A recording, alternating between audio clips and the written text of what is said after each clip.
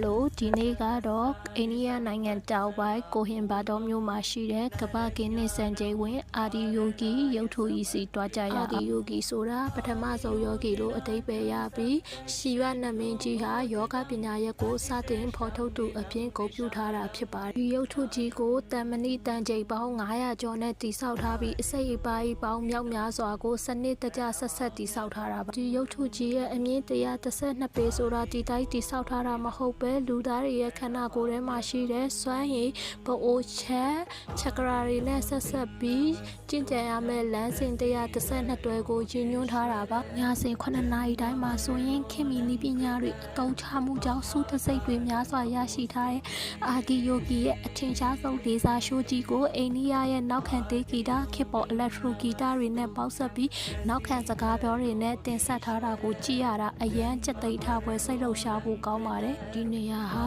ဘာသာရေးထက်လူသားတွေရဲ့စိတ်တည်ငြိမ်မှုနဲ့ယောဂပညာရပ်ကိုအလေးပေးတဲ့အတွက်လူမျိုးဘာသာမရွေးစိတ်ငြိမ်ချမ်းမှုကိုရရှိစေမယ့်နေရာဖြစ်တာကြောင့်အိန္ဒိယကိုရောက်မယ်ဆိုရင်မဖြစ်မနေသွားတဲ့နေရာတစ်ခုဖြစ်ပါတယ်ကျေးဇူးပါ